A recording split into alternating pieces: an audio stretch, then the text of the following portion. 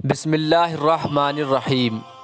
السلام علیکم دوستو، جب اللہ کے فرما بردار اور نیک بندے کا انتقال ہوتا ہے اور جب اس کی لاش قبر میں رکھی جاتی ہے تو اس کی نماز اس کے دائیں طرف آ کر کھڑی ہو جاتی ہے، روزہ بائیں طرف آ کر کھڑا ہو جاتا ہے، قرآن پاک کی تلاوت اور اللہ کا ذکر سر کی طرف کھڑا ہو جاتا ہے، اور جماعت کی نماز کو جو قدم چلے ہیں وہ پاؤں کی طرف کھڑے ہو جاتے ہیں، اور مصائب پر جو گناہوں سے صبر قبر کے ایک جانب کھڑا ہو جاتا ہے۔ اس کے بعد عذاب اس قبر میں اپنی گردن نکالتا ہے اور مردے تک پہنچنا چاہتا ہے، لیکن اگر دائیں جانب سے آتا ہے تو نماز اس کو کہتی ہے کہ پیچھے ہٹ، یہ شخص خدا کی قسم دنیا میں مشقت اٹھاتا رہا، ابھی ذرا راحت سے سویا ہے۔ پھر وہ بائیں جانب سے آتا ہے تو روزہ اسی طرح اس کو ہٹا دیتا ہے۔ پھر وہ سر کی طرف سے آتا ہے تو تلاوت اور اللہ کا ذکر اس کو روک دیتے ہیں کہ ادھر کو تیرا راستہ نہیں، غرض وہ جس جانب سے جانا چاہتا ہے اس کو راستہ نہیں ملتا، اس لیے کہ اللہ کے ولی کو ہر جانب سے عبادتوں نے گھیر رکھا ہے۔ وہ عذاب عاجز ہو کر واپس چلا جاتا ہے۔ اس کے بعد صبر جو ایک کونے میں کھڑا تھا ان عبادتوں سے کہتا ہے کہ میں اس انتظار میں تھا کہ اگر کسی جانب عبادت کی کسی قسم کی کمزوری سے کچھ ضعف ہو تو میں اس جانب مزاحمت کروں، مگر الحمدللہ کہ تم نے مل کر اس کو دفع کر دیا۔ اب میں اعمال تلنے کی ترازو کے وقت اس کے کام آؤں گا۔ اس کے بعد دو فرشتے اس مردے کے پاس آتے ہیں جن کی آنکھیں بجلی کی طرح چمکتی ہیں اور آواز بادلوں کی زوردار گرج کی طرح ہوتی ہے۔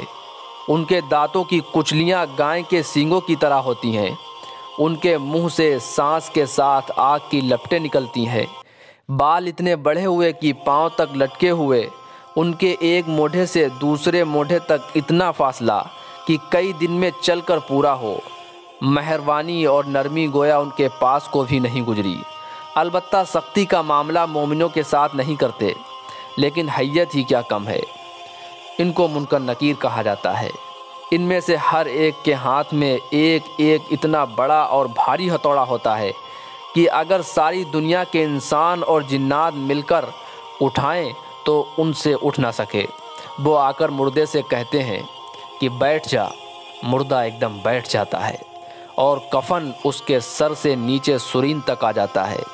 وہ سوال کرتے ہیں تیرا رب کون ہے، تیرا مذہب کیا ہے، تیرے نبی کا کیا نام ہے؟ مردہ کہتا ہے کہ میرا رب اللہ جل شانہ ہے جو وحدہ لا شریک لہ ہے، وہ تنہا مالک ہے، کوئی اس کا شریک نہیں۔ میرا دین اسلام ہے، میرے نبی محمد صلی اللہ علیہ وسلم ہیں جو خاتم النبیین ہیں۔ وہ دونوں کہتے ہیں تو نے صحیح کہا ہے۔ اس کے بعد وہ قبر کی دیواروں کو سب طرف سے ہٹا دیتے ہیں، جس سے وہ اوپر سے اور چاروں جانب دائیں بائیں، سرہانے اور پاؤں کی طرف سے بہت زیادہ وسیع ہو جاتی ہے۔ اس کے بعد وہ کہتے ہیں کہ اوپر سر اٹھاؤ۔ مردہ جب سر اٹھاتا ہے تو اس کو ایک دروازہ نظر آتا ہے جس میں سے جنت نظر آتی ہے۔ وہ کہتے ہیں کہ اے اللہ کے ولی، وہ جگہ تمہارے رہنے کی ہے، اس وجہ سے کہ تم نے اللہ تعالی شانہ کی اطاعت کی ہے۔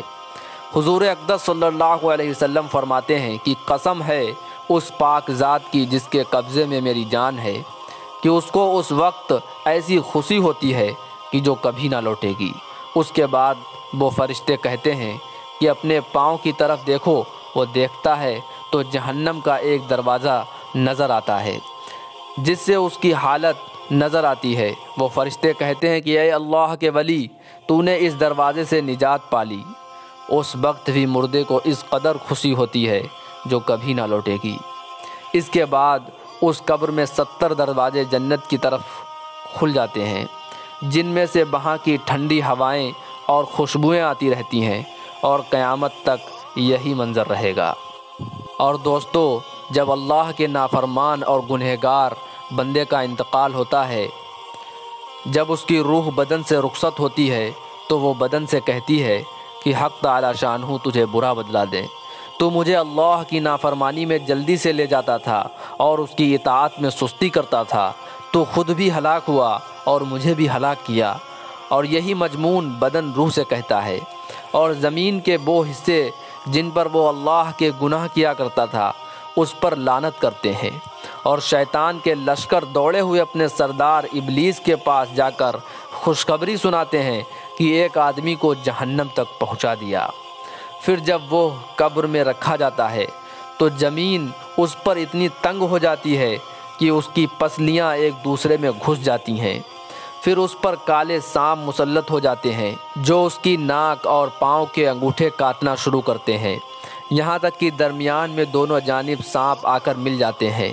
پھر ان کے پاس 2 فرشتے منکر نکیر آتے ہیں اور اس سے پوچھتے ہیں کہ تیرا رب کون ہے، تیرا دین کیا ہے، تیرے نبی کون ہے؟ وہ ہر سوال کے جواب میں لا علمی ظاہر کرتا ہے، اور اس کے اس جواب پر جہنم سے لائے ہوئے ڈنڈے سے اس قدر زور سے مارتے ہیں کہ اس ڈنڈے کی چنگاریاں قبر میں پھیل جاتی ہیں۔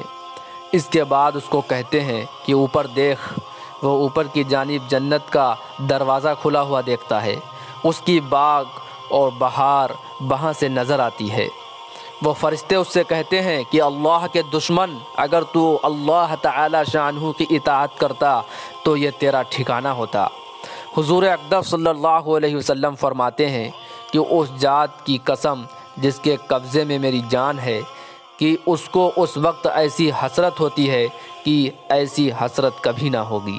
پھر دوزخ کا دروازہ کھولا جاتا ہے اور وہ فرشتے کہتے ہیں کہ اللہ کے دشمن، اب تیرا یہ ٹھکانہ ہے، اس لیے کہ تو نے حق تعالی شانہ کی نافرمانی کی۔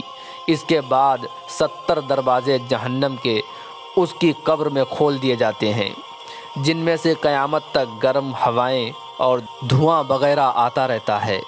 حضرت عائشہ رضی اللہ عنہا فرماتی ہیں کہ گنہگاروں کے لیے اہل قبور سے ہلاکت ہے کہ ان کے اوپر کالے سانپ مسلط کر دیے جاتے ہیں، ایک پاؤں کی جانب سے دوسرا سر کی جانب سے، اور وہ کاٹتے ہوئے چلے جاتے ہیں یہاں تک کہ درمیان میں آ کر دونوں مل جاتے ہیں۔